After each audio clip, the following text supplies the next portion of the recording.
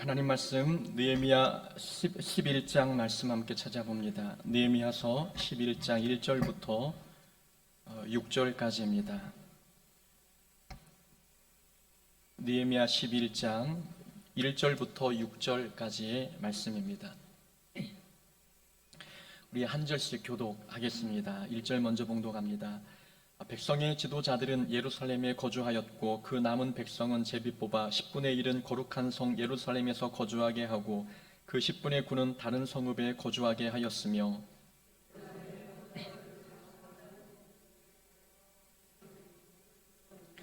이스라엘과 제사장들과 레위 사람들과 느디님 사람들과 솔로몬의 신하들의 자손은 유다 여러 성읍에서 각각 자기 성읍 자기 기업에 거주하였느니라.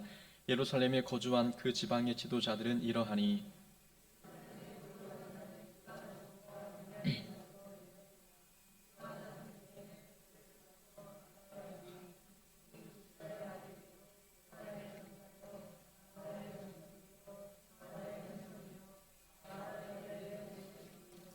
또 마아세야니 그는 바룩의 아들이요 골로새의 손자요 하사야의 증손이요 아다야의 현손이요 요랴림의 5대 손이요 스가랴의 6대 손이요 실로 사람의 7대 손이라. 예루살렘에 거주한 베레스 자손은 모두 468명이니 다 용사였느니라. 아멘. 본문 말씀 통해서 어떤 일꾼으로 기억되고 싶은가 라는 제목으로 말씀 함께 나누겠습니다. 작년 9월에 유람선과 군함이라는 제목으로 칼럼을 기재했습니다. 간략하게 내용을 소개하면서 오늘의 설교를 시작하고자 합니다. 유람선과 군함, 이 두 배는 바다를 항해하는 용도는 같으나 그 성격은 매우 다릅니다. 유람선은 관광이 목적이지요. 관광객들이 주된 승선객들이고 항해하는 일에 관여하는 사람은 선장과 승무원 등 특정 소수에 불과합니다. 유람선은 관광객들의 기분을 상하지 않도록 최대한 좋은 서비스를 제공하는 데 초점을 맞춥니다. 승선객들은 유람선이 제공하는 서비스와 편의시설을 이용하고 서비스가 만족이 안 되면 더 좋은 유람선으로 갈아탑니다. 승선객들의 주된 목적은 주변을 구경하는 겁니다. 군함은 전투 목적으로 설계된 배입니다. 이 배는 훈련된 사람들만이 탑승할 수 있습니다. 군함은 탑승자 전원이 운행에 동참합니다. 방관자나 구경꾼이 존재하지 않지요. 훈련된 군인들은 각각 자기 역할을 알고 사명감으로 자기 자리를 지킵니다. 자신의 역할에 소홀하면 자기 생명뿐 아니라 동료의 생명까지 위태로울 수 있기 때문에 어떤 상황에서도 자기 위치를 이탈하지 않습니다. 아주 작은 일에도 최선을 다해 임하는 것이요. 이 땅에는 유람선과 같은 교회가 있고 군함과 같은 교회가 있습니다. 유람선과 같은 교회는 다수가 구경꾼이고 소수만 열심히 사역합니다. 다수의 사람은 자신이 해야 할 사명을 잊고 교회가 제공하는 서비스와 문화시설을 누리며 여가 활동하듯 교회를 다닙니다. 유람선과 같은 교회는 교회 일에 깊게 관여하지 않고 조용히 예배만 참석하려는 사람이 많습니다. 그들은 사생활을 간섭받기 싫어하며 다른 사람의 신앙생활에도 그렇게 큰 관심을 두지 않습니다. 군함과 같은 교회는 모든 교인이 훈련된 자들입니다. 교회 일에 방관하는 자가 없고 구경꾼도 없습니다. 모든 성도가 큰 일이건 작은 일이건 비중 있는 일이건 하찮은 일이건 자기에게 주어진 일을 사명으로 알고 충성을 다합니다. 시험에 들었다고 하던 일을 포기하거나 상처받았다고 사역을 내려놓지 않습니다. 내가 넘어지면 공동체가 무너질 수 있다는 생각에 사명감을 갖고 사역합니다. 유람선과 군함의 가장 큰 차이점은 일하는 사람에 있습니다. 말씀드린 것처럼 유람선은 일하는 사람이 소수이고 구경하는 사람이 다수입니다. 군함은 일하는 사람이 다수이고 구경하는 사람이 소수입니다. 우리 교회는 군함과 같은 교회입니까? 아니면 유람선과 같은 교회입니까? 우리 교회는 일하는 사람이 더 많습니까? 아니면 구경하는 사람이 더 많습니까? 작년 말에 새 일꾼을 임명하기 위해 사역 신청서를 나눠드렸습니다. 사역 신청서를 나눠드린 이유는 자발적으로 자원하는 마음으로 사역을 신청하도록 돕기 위함이었습니다. 자발적으로 신청한 분도 계셨지만 체크가 되어 있지 않은 봉사 영역도 많았습니다. 여러 가지 이유가 있겠지요. 내성적인 성격 때문에 스스로 자원하지 못할 수도 있습니다. 사역의 성격과 내용을 알지 못해서 자원하지 못한 것일 수도 있습니다. 아니면 봉사할 수 없는 개인적인 상황과 사정이 있기 때문에 그럴 수도 있는 거지요. 신청을 많이 하든 적게 하든 저는 모든 성도의 형편을 이해합니다. 자원자가 많지 않으면 지목해서 맡기면 되니까 큰 문제 될 것도 없습니다. 하지만 우리는 두 가지를 기억해야 합니다. 첫째는 교회 봉사는 누군가는 반드시 해야 한다는 점입니다.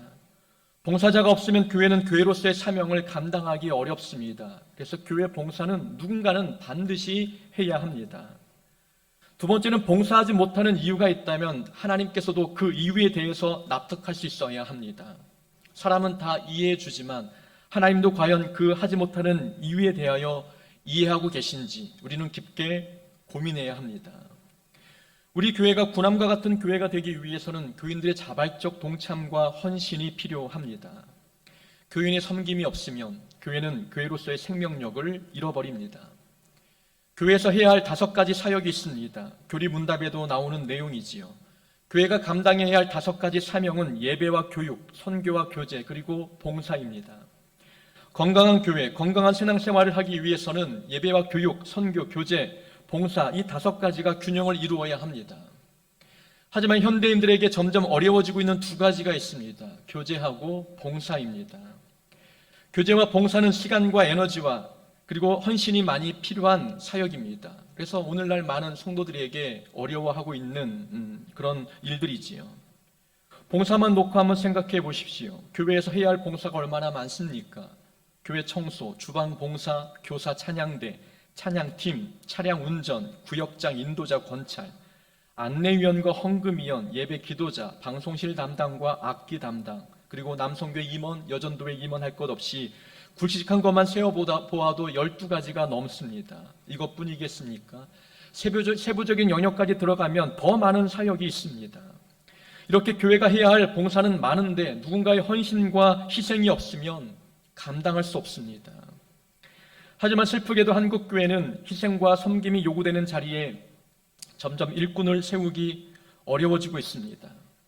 교회가 세상과 싸워 이길 수 있는 군함과 같아야 하는데 유람선이 되고 있는 것은 아닌지 안타까울 뿐입니다.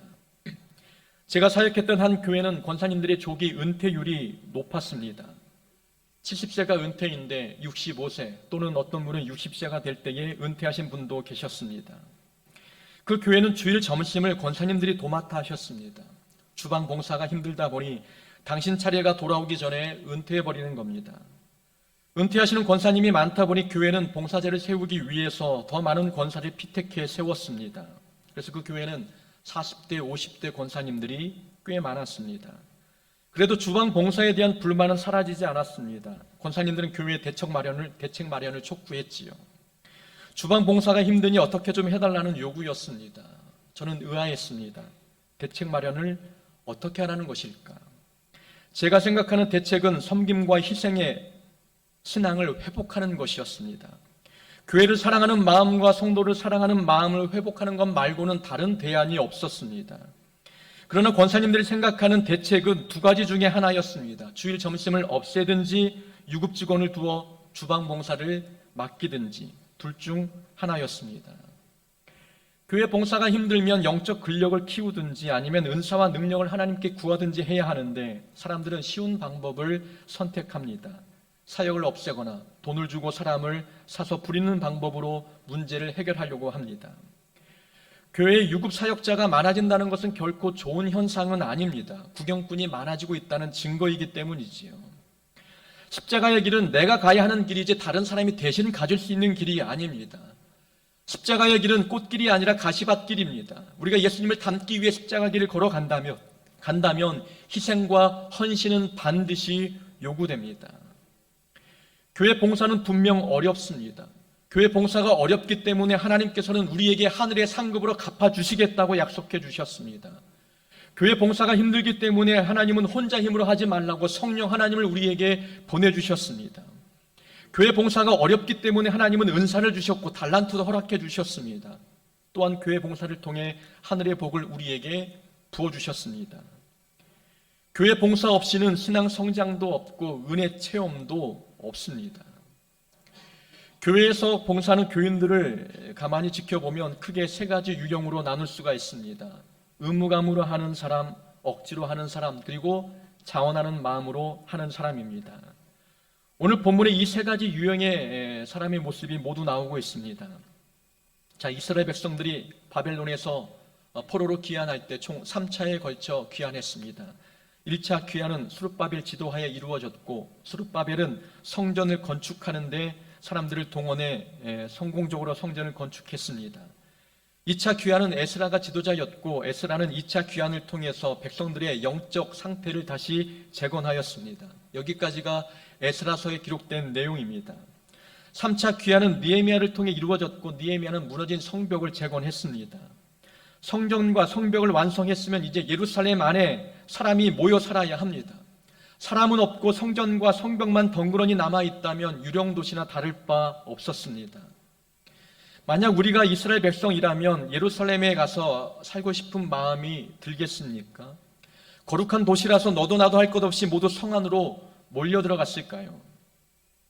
예루살렘은 전쟁이 나면 가장 먼저 공격당하는 곳입니다. 느헤미야가 성벽을 재건할 당시에도 산발랏과 도비야 그리고 주변 국가들의 위협이 있었습니다. 아직 그들은 호시탐탐 예루살렘 도시를 노리고 있는 상황이었습니다. 성 안에 산다는 것은 위험을 감수해야 되는 일이었습니다. 그렇다고 예루살렘 성 안에 살 집이 마련되어 있는 것도 아니었습니다. 모든 백성이 성벽을 쌓느라 도시에 무너진 집들을 아직 보수하지 않았습니다. 예루살렘에서 살려고 하는 사람들, 본인이 직접 무너진 삶의 터전을 재건해야 했던 것이지요. 또한 포로 1차 귀환 때 고국에 돌아온 사람들은 지방에서 농사를 지으며 살고 있었습니다. 이미 삶의 터전을 갖춘 상태인데 예루살렘으로 이주해 가면 처음부터 삶의 터전을 다시 시작해야 했습니다. 여러모로 성 안에 산다는 것은 불편하고 위험하고 어려운 일이었습니다. 그렇다고 예루살렘을 텅 빈 채로 놔둘 수는 없었습니다. 그래서 느헤미야는 세 단계로 이주할 사람을 정했습니다. 우선 백성의 지도자들은 의무적으로 거주하도록 했습니다. 그리고 포로 1차 귀환 때 귀국한 사람들 중에 제비를 뽑아 10분의 1은 무조건 예루살렘에 거주하도록 명령했지요. 7장에 보면 포로에서 돌아온 사람들의 명단이 나오는데 제비 뽑기를 하기 위해서 인원을 파악했던 겁니다. 제비 뽑기를 통해 이주할 사람을 정하고 나면 그 다음은 자원하는 사람을 예루살렘에 살도록 허락해 주었습니다. 봉사는 교인들의 세 가지 유형이 의무감으로 하는 것, 억지로 하는 것, 자원하는 마음으로 하는 것이라면 본문 속 백성의 지도자들은 의무감으로 헌신하는 사람들이 해당이 됩니다. 제비 뽑아 예루살렘으로 이주한 사람들은 억지로 헌신하는 사람들이 해당이 되는 거지요. 그리고 나머지가 자원하는 사람들입니다. 지도자들을 한번 보십시오. 느헤미야는 지도자들에게 솔선수범 차원에서 예루살렘에 거하도록 명령했습니다. 지도자들은 선택의 여지가 없었습니다. 이유 불문하고 무조건 예루살렘에 살아야 했습니다. 지도자로서 책임과 의무를 다하도록 느헤미야가 권면한 겁니다. 지도자들도 반발하지 않고 자신들도 백성들에게 본이 되기 위해서 예루살렘에 살아야 한다고 인정했습니다. 우리는 이러한 지도자의 모습을 통해서 얻는 교훈이 있습니다. 의무감과 책임감으로 하는 헌신도 믿음입니다. 믿음은 다양한 단어로 표현할 수가 있지요. 오늘 본문에서 발견할 수 있는 믿음의 또 다른 표현은 의무감 그리고 책임감입니다. 성숙한 믿음을 소유한 사람일수록 의무감과 책임감이 강합니다. 자녀를 양육할 때 부모에게 요구되는 덕목이 무엇입니까? 의무감과 책임감 아니겠습니까? 사랑이 중요하다고 말씀하겠지만 사랑의 기저에는 책임감과 의무감이 깔려 있어야 합니다. 자녀를 예뻐만 한다고 해서 다 좋은 부모는 아니지 않습니까? 자녀를 예뻐만 하고 자녀를 위해 수고와 헌신을 하지 않는다면 그건 사랑이라 말할 수 없습니다. 좋은 부모일수록 책임감과 의무감이 강합니다. 교회 봉사도 마찬가지입니다. 직분자들에게 요구되는 덕목은 의무감과 책임감입니다. 교회를 사랑하는 마음은 당연한 것이고 그 사랑이 책임감과 의무감으로 표현되어야 합니다. 교회에는 누군가는 반드시 해야만 하는 일들이 있습니다. 꼭 해야만 하는 일이 있다면 누가 해야 되겠습니까? 오늘 본문 속에는 영적 지도자, 리더들이 했습니다. 이 영적 지도자는 오늘날 직분자에 해당되는 것이 아니겠습니까? 영적 부모, 영적 리더를 할 수 있는 직분자들이 꼭 해야만 하는 일들을 맡아서 해야 되는 것입니다. 책임과 의무를 다해야 되는 것이지요.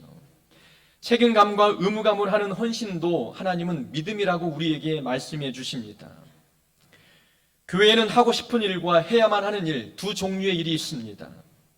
책임감과 의무감이 강한 사람은 어떤 일을 하게 될까요? 하고 싶은 일을 할까요? 아니면 해야만 하는 일을 하게 될까요? 책임감과 의무감이 강한 성도는 반드시 해야만 하는 일을 선택합니다. 직분자는 하고 싶은 일을 하는 사람들이 아닙니다.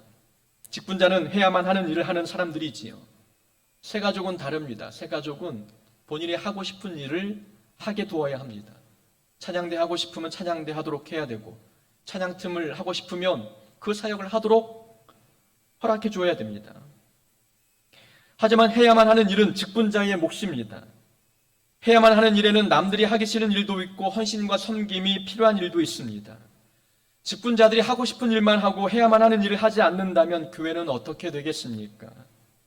해야만 하는 일을 뒷전으로 밀어넣고 서로 하고 싶은 일만 하려고 달라든다면 개인 신앙에도 도움이 안 되고 교회도 문제가 발생합니다. 여러분, 교회 청소는 하고 싶은 일입니까? 아니면 해야만 하는 일입니까? 해야만 하는 일이기 때문에 하는 것입니다. 주방 봉사는 하고 싶은 일입니까? 아니면 해야만 하는 일입니까? 사람들이 어려워하는 일 대부분은 해야만 하는 일들입니다. 그 일을 직분자가 하지 아니하면 할 사람이 없는 거죠. 신기한 것은 해야만 하는 일을 책임감으로 하다 보면 해야만 하는 일이 하고 싶은 일이 됩니다. 처음에는 힘들고 하기 싫은 일이었지만 의무감 때문에 하다 보니까 나중에는 그 일이 좋아집니다. 하고 싶은 일이 되어서 그 사역을 하게 되는 겁니다. 책임감으로 봉사하다 보면 은사가 개발되고 수고의 열매를 보게 됩니다. 은사가 개발되고 수고의 열매를 보니 얼마나 기쁘겠습니까? 그럼 그 일이 하고 싶어지는 겁니다. 개척교회 시절 저를 포함해서 총 3명이 교회 청소를 담당했습니다. 3년 동안 매주 금요일 저녁 또는 토요일 아침이 되면 모여서 청소를 했습니다. 제 담당은 예배당 바닥과 화장실, 그리고 예배당 올라오는 계단, 그리고 교회 앞 도로, 그리고 주차장이었습니다. 금요일 저녁 7시에 만나기로 약속을 하면 저는 30분 먼저 청소를 시작해야 합니다. 그래야 같은 시간에 마칠 수가 있었기 때문이지요. 청소 구역 중에서 제가 가장 신경 쓰고 한 구역은 화장실 청소입니다. 여자 성도분들이 많이 이용하는 곳이기 때문이었습니다. 세제를 사용해 변기 안과 밖을 수세미로 닦고 비데 노즐도 청소했습니다. 휴지통도 물로 씻어 건조시키고 화장실 벽과 창문 그리고 천장까지 닦았습니다. 화장실은 교회의 얼굴이기 때문입니다. 어떤 날은 정말 하기 싫을 때가 있습니다. 요즘처럼 습하고 더운 여름날이면 더 하기 싫습니다. 내색할 수가 없는 거죠. 그러나 교회에서 가장 힘든 일이 화장실 청소라면 그 일을 누가 해야 되겠습니까? 생각해보면 개척교회에서는 나 말고 할 사람이 없었습니다. 해야만 하는 일이기 때문에 의무감과 책임감으로 임했던 겁니다. 어느 날 4살 먹은 아이가 화장실을 갔다 오더니 이렇게 말했습니다. 화장실에서 좋은 냄새가 나요. 그 이야기를 듣고 집사님 한 분이 대답했습니다. 목사님이 벽까지 닦아서 좋은 냄새가 나는 모양이다 라고 대답해 주었습니다. 화장실에서 좋은 냄새가 날 리가 없었습니다. 화장실에는 암모니아 냄새가 조금 살짝 올라왔거든요. 변기를 교체했는데 시공이 잘못되었는지 냄새가 계속 올라왔습니다. 그래서 업체를 2번이나 바꿔가면서 변기를 다시 재설치했습니다. 그럼에도 불구하고 냄새는 사라지지 않았습니다. 건물의 구조적인 문제인가 싶어서 포기하고 살고 있는 중이었습니다. 그런데 꼬마 아이가 좋은 냄새가 난다고 이야기해 주었습니다. 저는 그 아이의 음성을 하나님의 음성으로 바꾸어 들었습니다. 하나님께서 청소하는 사람의 수고와 헌신을 향기로 받으셨다는 생각이 들었던 겁니다. 꼬마의 말은 하나님의 칭찬이었습니다. 하나님께서는 꼬마의 아이의 입술을 통해서 이렇게 말씀하시는 것 같았습니다. 내 수고와 헌신이 향기로운 제물이 되었다 라는 말씀이었습니다. 그때가 바로 해야만 하는 일이 하고 싶은 일로 변화되는 순간이었습니다. 내가 하는 이 억지로 하는 이 일, 해야만 되어서 하는 이 일이 하나님께는 향기로운 제물이 되는구나 라는 생각이 드니 그 일이 하고 싶은 일이 되었습니다. 우리 교회에는 해야만 하는 일이 있고 하고 싶은 일이 있습니다. 해야만 하는 일은 힘든 일입니다. 사람들이 꺼리는 모든 일들 가만히 생각해 보면 그 일은 교회에서 반드시 해야만 되는 일입니다. 전도 얼마나 힘듭니까? 그러나 교회의 사명은 영혼 구원에 있습니다. 선교도 얼마나 어려운 일입니까? 그러나 교회가 반드시 해야만 되는 일입니다. 성도의 교제와 봉사와 예배, 이것은 반드시 해야 되는 일입니다. 그래서 강한 책임감과 의무감이 요구되는 일이지요.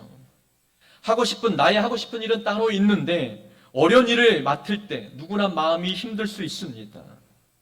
그러나 우리는 직분자입니다. 해야만 하는 일을 책임감을 가지고 하도록 하기 위해서 하나님께서 우리에게 직분을 맡겨주셨습니다. 하나님 우리의 수고를 그냥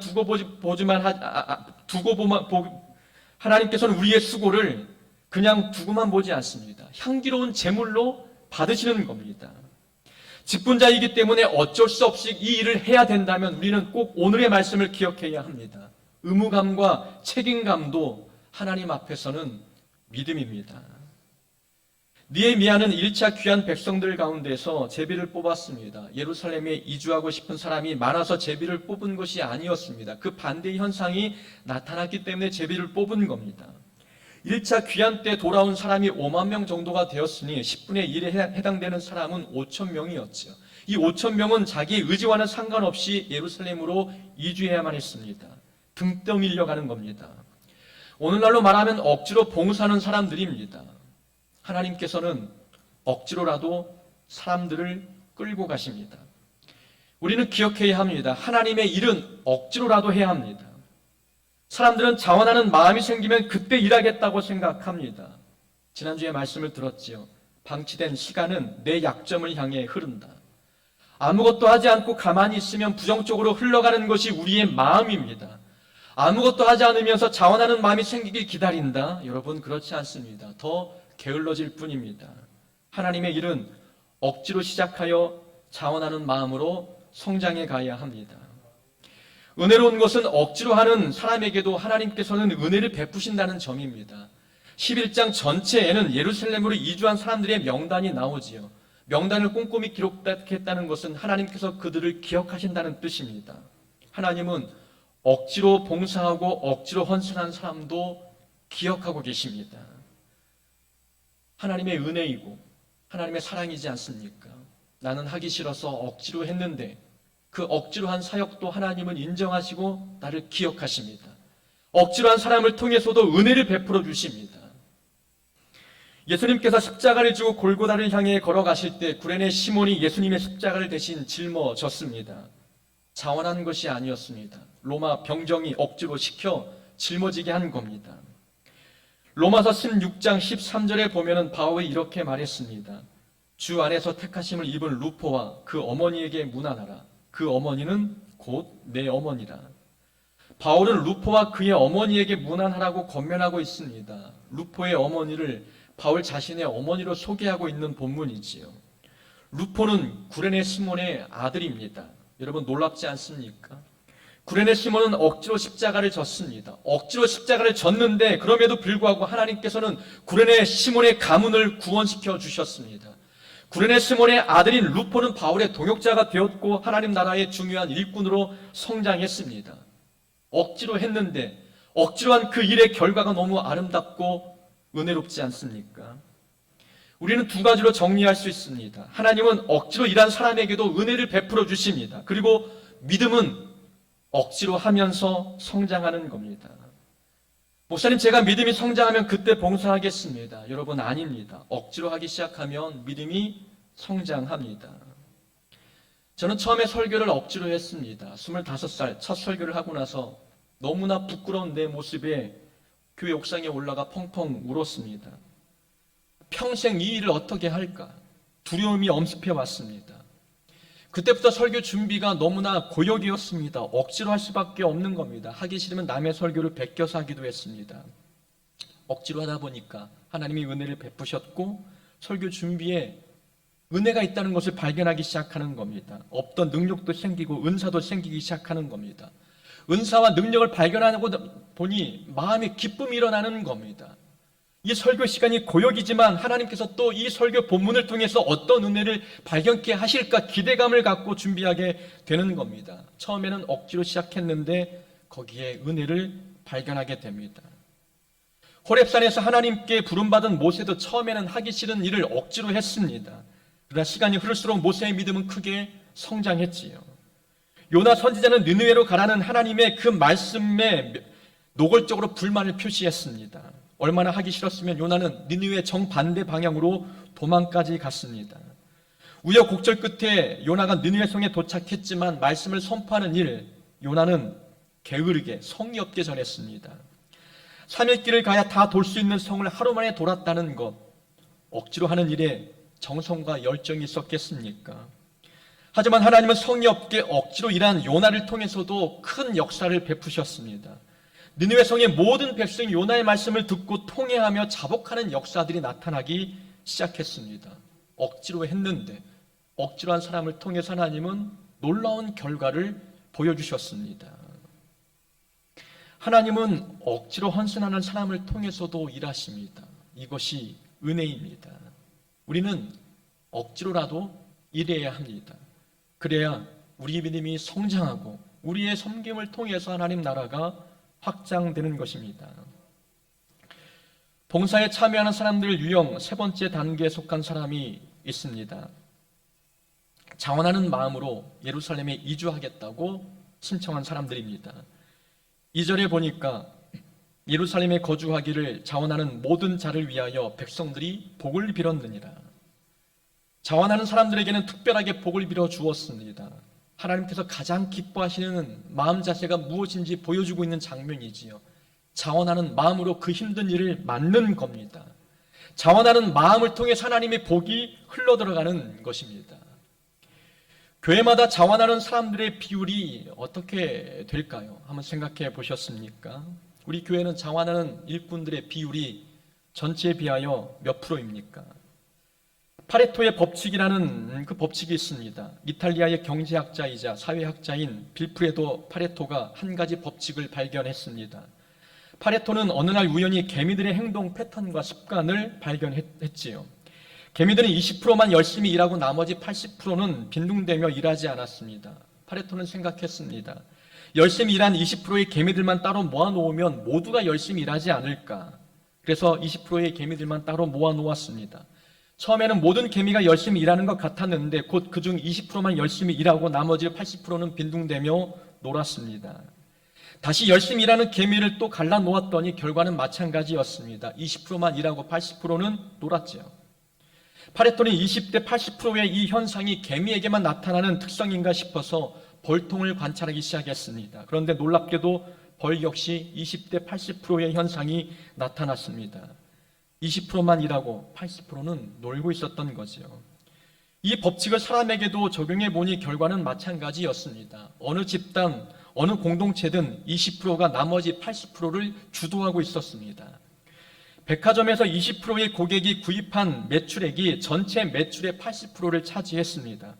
기업에는 20%의 핵심 제품이 80%의 이익을 가져다 주었습니다. 교회는 여러분 다를까요? 교회도 마찬가지인 것 같습니다.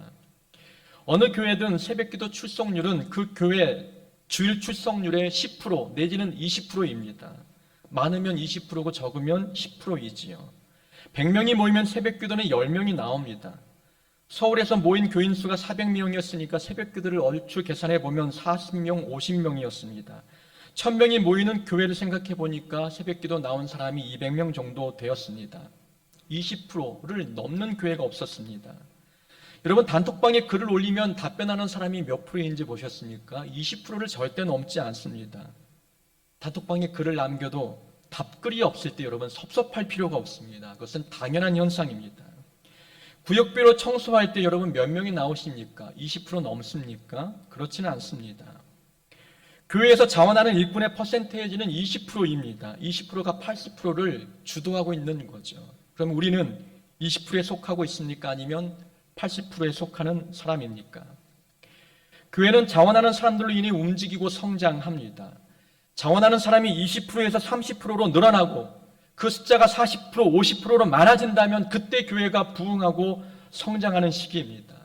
성도가 많아지면 자원하는 사람들도 많아지겠지. 여러분 그게 아닙니다. 자원하는 사람이 많아져야 교회가 부흥되고 성장하는 겁니다. 하나님은 자원하는 사람을 그냥 두지 않으십니다. 반드시 복이 돌아가도록 허락해 주십니다. 예루살렘으로의 이주는 특권이 아니라 희생과 손해를 감수하는 일이었습니다. 하나님의 일도 희생과 손해를 감수해야 되는 일이지요. 하나님의 일이 힘들고 어렵다고 해서 아무것도 하지 않고 가만히 있어야 되겠습니까? 그렇다면 우리는 하나님께 어떤 일꾼으로, 어떤 성도로 기억되겠습니까? 교회에는 네 종류의 사람이 있다고 합니다. 말꾼, 구경꾼, 방해꾼, 일꾼이 있습니다. 우리는 어떤 종류의 사람입니까? 우리가 일꾼이라면 우리는 어떤 모습으로 일하고 있습니까? 의무감과 책임감으로 하고 있습니까? 아니면 억지로 합니까? 아니면 자원하는 마음으로 임하고 있습니까? 어떤 모습으로 우리가 하나님의 일을 감당하고 있든 하나님은 우리의 헌신과 섬김을 통해 놀라운 결과를 만들어 내십니다. 그렇다면 이왕이면 자원하는 마음으로 하는 것이 더 낫지 않겠습니까? 바라건대 우리 교회 성도님들은 하나님께 충성된 일꾼과 자원하는 마음으로 하는 일꾼으로 기억되기를 소망합니다. 그래야 우리 교회가 부흥의 주역이 되고 또 변화의 주역이 되는 것 아니겠습니까? 우리 모두가 하나님 기억에 충성스럽고 자원하는 마음으로 일꾼으로 기억되는 그런 자가 되기를 주의 이름으로 축원합니다.